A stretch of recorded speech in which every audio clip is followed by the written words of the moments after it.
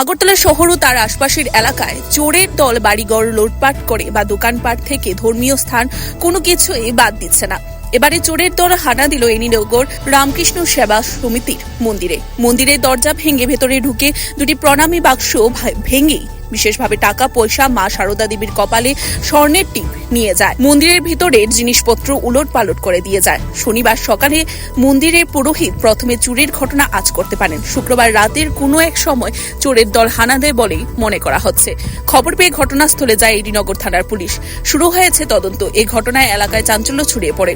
শহরের পুলিশ কিছুদিন পরপরই চোরদের আটক করে সংবাদ মাধ্যমের সামনে আনলেও চুরির ঘটনা কোনোভাবেই কমছে না, বরং চোরের দল আরো বেপরোয়া হয়ে উঠেছে। ধর্মীয় স্থানে চুরি করে নির্বিঘ্নে পার পেয়ে যাচ্ছে। পুলিশ এই ঘটনায় চোরদের জালে তুলতে পারে কিনা সেটাই দেখার। সকালবেলায় আমাদের আশ্রম মন্দির যে খুলেন পাশের বাড়ির আমাদের দীপালি দিয়ে আমাদের উনি সকালবেলা আসছেন, এসে মেন দরজা খুলতে গিয়ে দেখে এটা তালা ভাঙা। উনি ওটা খুলে ভিতরে ঢুকছে, ঢোকার পরে দেখছে প্রণামী বাক্স দুলনা ভাঙা, ঠাকুর ঘরের দরজা ভাঙা।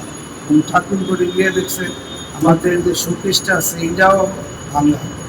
তখন তিনি চিৎকার দিয়েছেন, আসলে ওনার ছেলে বলছে যে তাড়াতাড়ি আশ্রমে চুরি হয়েছে। ছেলের সঙ্গে তাড়াতাড়ি আসলো এবং আসার পরে দেখলো যে ঘটনা ঠিকই চুরি। তখন উনি আমাদের কেশিয়ার মহাশয় নেপাল বাবুকে ফোন করছে। ফোন করার পরে উনি দৌড়ে এসছে এখানে। আসার পরে উনি সবাইরে ফোন করছে এবং আমাদেরই একজন পুলিশ দুর্গাশা এসে আমাদের ফোন করছে। করার পরে আমরা প্রায় সবাই কর্মকর্তারা এবং আমাদের যারা স্টাফ আছে, রিটায়ার্ড আইজিপি আছে, ডিএসপি আছে, এসআই আছে, উনি একজন সাব ইন্সপেক্টর, সবাই এসে আসার পরে আমরা সব দেখলাম। দেখার পরে আমরা এডিনগর পিএসসি ইনফর্ম করলাম, ওসির কাছে ফোন করলাম।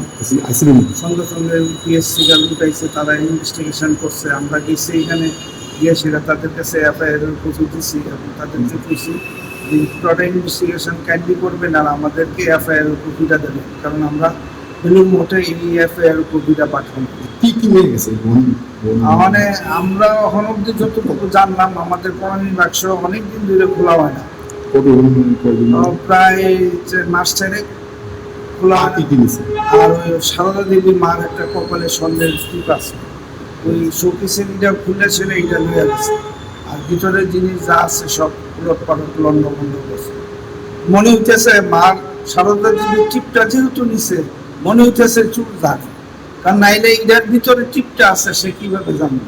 এটা আমরা সবাই জানি না, কিন্তু চুরে কাপড় চোপড় কিছু লাগছে না, কিচ্ছু না, যা আছে তাই শুধু। Report CNE TV. CNE TV, channel for news and entertainment.